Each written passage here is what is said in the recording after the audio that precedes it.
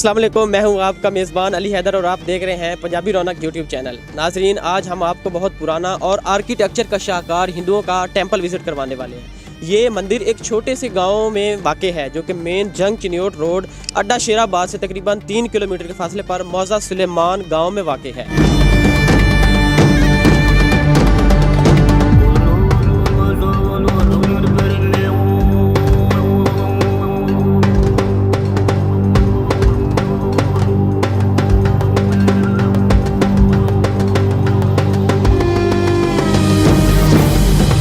नाजरीन, इस मंदिर को मकामी ज़ुबान में शिवाला कहते हैं और गांव को वाड़ा सलमान या मंदिर वाला गांव के नाम से याद किया जाता है।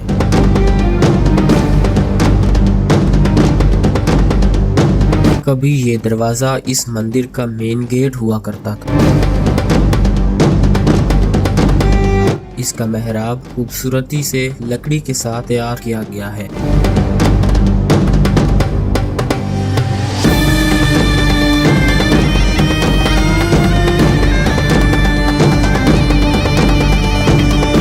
मेहराब के ऊपर हाथी, मोर और शेर की मूर्तियां भी बनाई गई हैं।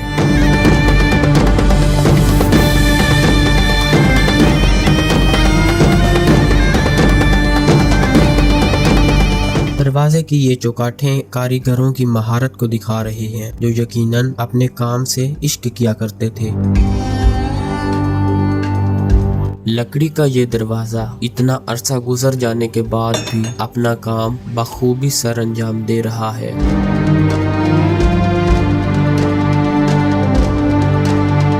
ये प्यारी सी छत भी लकड़ी से तैयार की गई है, जो यहाँ पे लगती रौनकों को याद तो करती होगी।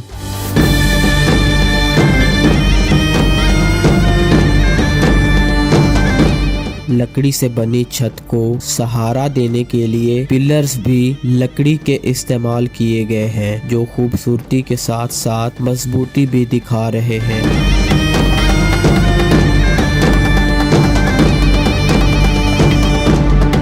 व्यूवर्स, यकीनन ये जो चबूतरा नज़र आ रहा है, ये यहाँ पर कोई मार्केट वगैरह रही होगी या फूलों या फिर कोई प्रसाद वगैरह की यहाँ दुकानें सजती होंगी, जो कि मेन गेट से बिल्कुल इंटर होते ही यहाँ पर मौजूद है और एक इस किस्म का मंजर पेश कर रहा है जैसे यहाँ पर कोई आश्रम या समझ लें कि यहाँ पर कोई लंगर खाना हुआ करता था या कोई सेल लगती थी। मार्केट का ये एक मंजर पेश कर रही है।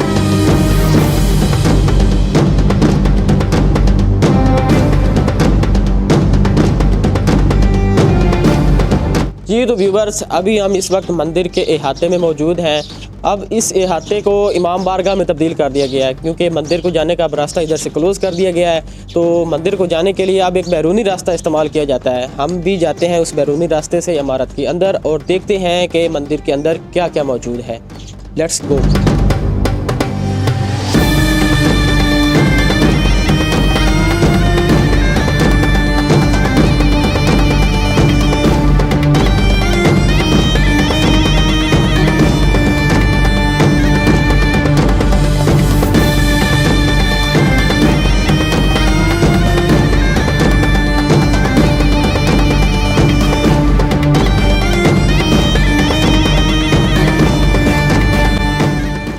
तो अभी इस वक्त हम बिल्कुल मंदिर के सामने मौजूद हैं।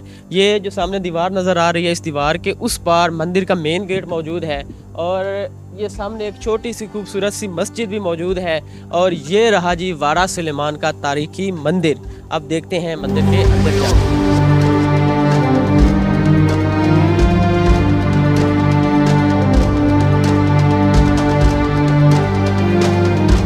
व्यूवर्स, मंदिर के अंदर दाखिल होने के बाद चारों अतराफ हमें खूबसूरत सी पेंटिंग्स नज़र आती हैं, जिनमें फ्रेस्को आर्ट की झलक नज़र आती है।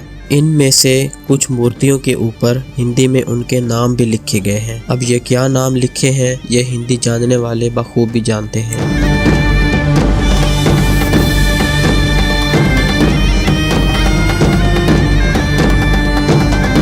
इसी तरह अगर इसकी छत की बात की जाए तो उसके ऊपर भी खूबसूरती से फूल पत्तियां बनाई गई हैं। ये खूबसूरत सी फूल पत्तियां उस दौर में फ्रेस्को आर्ट के फन को जाहिर कर रही हैं। छत के साथ ही मंदिर की चारों अतराफ 4 बड़े बड़े रोशनदान रखे गए हैं, जिनका मकसद ताज़ा हवा और रोशनी को मंदिर के अंदर दाखिल करना है। नाजरीन, यहाँ मूर्तियों वाली दीवार के पीछे मंदिर की असल दीवार मौजूद है। अब इन दोनों दीवारों में ये गैप क्यों रखा गया, इसकी वजह नहीं मालूम हो सकी।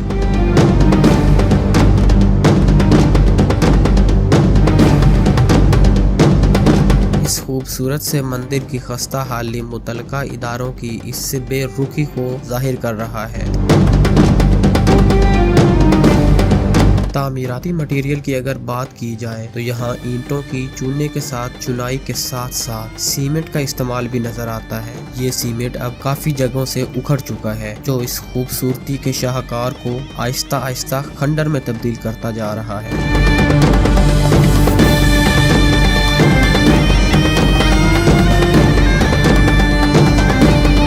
मंदिर में दाखिल होने के लिए सबसे पहले बड़ा मेहराब है। इस मेहराब में ये पिलर्स पत्थर के बड़े बड़े टुकड़ों को काट कर बनाए गए हैं और तो और ईंटों को गोलाई में काट कर बहुत खूबसूरती से चुना गया है। बड़े मेहराब के बाद एक छोटा दरवाजा आता है। इस दरवाजे के दाएं और बाएं जानिब पत्थर से तराश कर ये खूबसूरत से स्टूल बनाए गए हैं, जो शायद फूलों की पत्तियां सजाने और दिया जलाने के काम आते होंगे। मंदिर के इस छोटे दरवाजे की सबसे निचली सिल, जो कि पत्थर की है, इसके ऊपर शायद गुरमुखी ज़बान में कोई तहरीर दर्ज है। ये तहरीर यहाँ क्यों लिखी गई, इस तहरीर का क्या मकसद है और इस तहरीर का क्या मतलब है, ये तो कोई गुरमुखी जानने वाला ही बता सकता है। अगर आप ये तहरीर पढ़ सकते हैं तो बराए मेहरबानी कमेंट बॉक्स में ज़रूर आगाह फरमाएं। इस टेम्पल की इमारत 4 मंजिलों पर मुश्तमिल है, लेकिन इसके ऊपर जाने का कोई रास्ता मौजूद नहीं है। इसकी दूसरी मंजिल की बात करें तो उसके ऊपर सीमेंट से बनी हुई मूर्तियां आज भी मौजूद हैं, जो कि इस टेम्पल के चारों अतराफ में फैली हुई हैं। इन मूर्तियों में से काफ़ी मूर्तियां ऐसी हैं जो कि टूट फूट का शिकार हो चुकी हैं।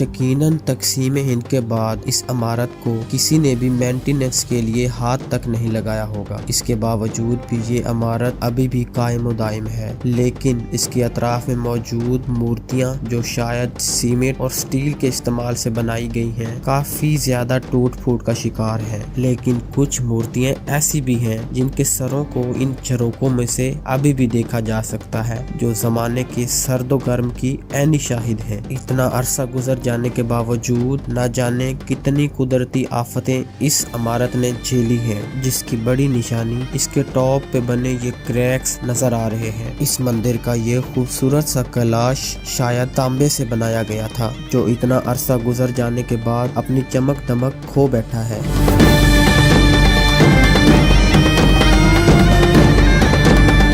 नाजरीन, इमारत के अंदर तो हमें खूबसूरत पेंटिंग्स नज़र आई ही हैं, लेकिन इमारत के बैरूनी अतराफ भी हमें ये खूबसूरत सी फूल पत्तियां अभी भी नज़र आ रही हैं। इमारत के चारों अतराफ खूबसूरत रंगों से बने ये नक्शो निगार यकीनन इसकी खूबसूरती को और भी 4 चांद लगाते रहे होंगे।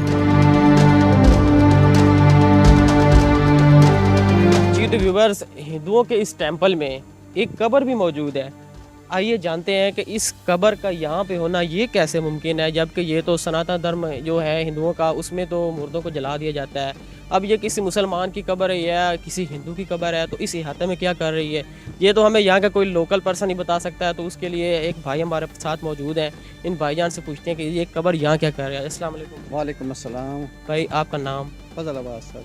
अच्छा, तो भाई हिंदुओं के इस टेम्पल के इहाते में ये मुसलमान की कब्र क्या कर रही है? हाँ, बेसिकली ये कब्र है मौला संत की है। बेसिकली वो हिंदू था, बाद में मुसलमान हो गया। यहाँ नज़दीक ना एक शाह जमाल का दरबार है। बेसिकली वो उनको ना लाइक करते थे, पसंद करते थे, भी वो अल्लाह ताला के नेक बुजुर्ग हैं, ठीक है, वो उनको मानते थे। उन्होंने उनके बारे में काफ़ी कुछ जाना, भाई ये अल्लाह ताला का नेक बुजुर्ग है। वो ये वैसे मौला संत ना छाबड़ी में फ़रोख्त कर रहा था, रेंडियाँ इलवाने जो भी चीज़ है ना फ़रोख्त करता था। वो एक दिन वहाँ से गुजरे तो उन्होंने कहा मौला साहब हमें भी कोई चीज़ खिला दो। उन्होंने कहा शाह जी मेरे पास कोई चीज़ नहीं अभी। तो उन्होंने ना अपनी करामात से वो जो होती ना, जिससे वो दाने इकट्ठे करते थे, वो टोपी या पड़ोपी वो मतलब हिलवाने तो रेंडियाँ बन गए। ठीक है ना। उस दिन तो ना उन्होंने मान लिया, कलमा पढ़ लिया, उस दिन तो वो बाकायदा तौर पे दिलो तौर पे मुसलमान हो गए।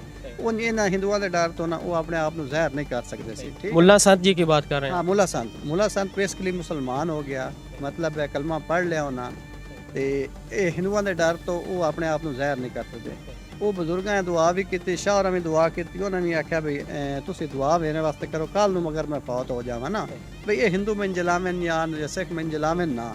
उन्हें दुआ की, इस तो मुड़ उन्होंने खबर जी ना वो इत्थे बना दी गई उन्होंने दौर च। मुड़ ये बेसिकली ये अलामती खबर है, ये खबर बाकायदा तौर पर तुसी ए वेखो ना, ए हुण कुछ मतलब है ना आबादी के लिहाज नाल जिवें मतलब कोई बारिशां बुरशां आउंदियां, ये चबूतरा ढह गया, ये तो थले सीढ़ियां जांदियां से काफ़ी मतलब 15-20 सीढ़ियां वो थले आउंदियां सी।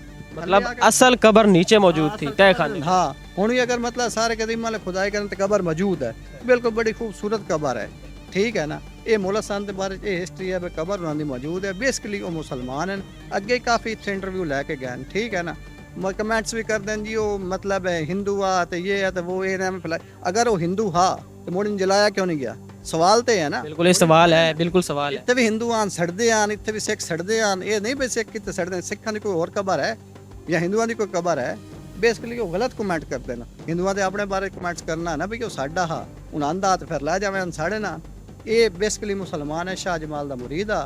ठीक है ना। तो ये मौला संत की कबर ये थले मौजूद है जी। तो नाजरीन अभी आपने जाना कि ये कबर असल में मुल्ला संत जी की है, जिन्होंने इस्लाम कबूल कर लिया था और जो इनको हिंदुओं का मज़हब है, सनातन धर्म है, उसको छोड़ दिया था। और इस डर से इन्होंने शाह जमाल जो फ़कीर हैं उनसे ये इल्तिजा की या अल्लाह ताला से ये दुआ की कि हिंदू लोग मुझे जलाएं ना। तो जैसे ही उन्होंने दुआ की तो खुदा का करना ऐसा हुआ कि उनको जैसे ही मतलब कि मौत आई तो ज़मीन खुद ब खुद फटी, ऐसे ही है ना? हाँ, ज़मीन ऐसे फटी, कबर अलामती बन गई कबर, ऊपर उन्होंने समाधि बना दी, खूबसूरत है। चबूतरा हिंदुओं ने ही बनाया था। ठीक है ना। सही। वो मौजूद है, अभी भी देख सकते हैं। इधर से सीढ़ियाँ जाती हैं, अभी तो क्या ज़ाया हो गया ना बारिश बुरश की वजह से, तो सैलाब भी आया इस वजह से। तो नीचे कबर मौजूद है मुल्ला संत की। तो अभी आपने जाना कि ये एक्चुअली मुल्ला संत जी की कबर है और वो मुसलमान हो चुके थे।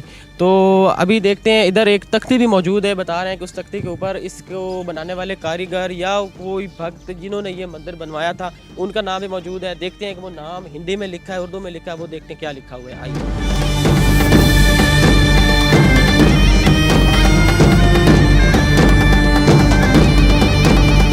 छोटे से गांव में ये काफी बड़ा मंदिर है। इसकी बुलंदी तकरीबन 26 मीटर है और ये 1 सदी पुराना है। अगर इसकी हिस्ट्री की बात की जाए तो ये मंदिर हिंदू सनातन धर्म के कबीले मुल्ला संतियन गोसैन से बिलोंग करता है। आपको बताते चलें, इस मंदिर की गद्दी या वंश तकसीम हिंद के बाद से इंडिया के सूबा हरियाणा के रोहताक शहर मुंतकिल कर दी गई और वहाँ बाकायदा मजहबी रसूमात और दीगर पूजा पाठ भी की जाती है। अभी जो ये तस्वीर आप अपनी स्क्रीन पे देख रहे हैं या जो हिंदी में लिखी तहरीर पढ़ रहे हैं, ये उसी हरियाणा वाले मंदिर के अंदर से ली गई है, जो कि वाड़ा सिलेमान के इस मंदिर और हरियाणा वाले मंदिर के आपसी ताल्लुक को बिल्कुल वाज़ेह करती है।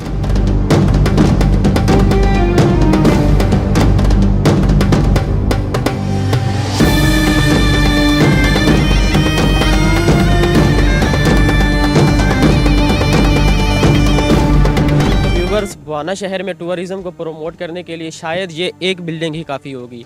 अहले इलाका के मुताबिक इस टेंपल को या इस जैसे जितने भी टेंपल या दीगर अमारात पाकिस्तान में मौजूद हैं, अगर उनके हुस्न को बहाल कर दिया जाए या उनकी प्रॉपर मेंटेनेंस की जाए तो इन फ्यूचर ना सिर्फ पाकिस्तान में टूरिज़्म को प्रमोट मिलेगा बल्कि इससे अच्छी खासी अर्निंग भी की जा सकती है।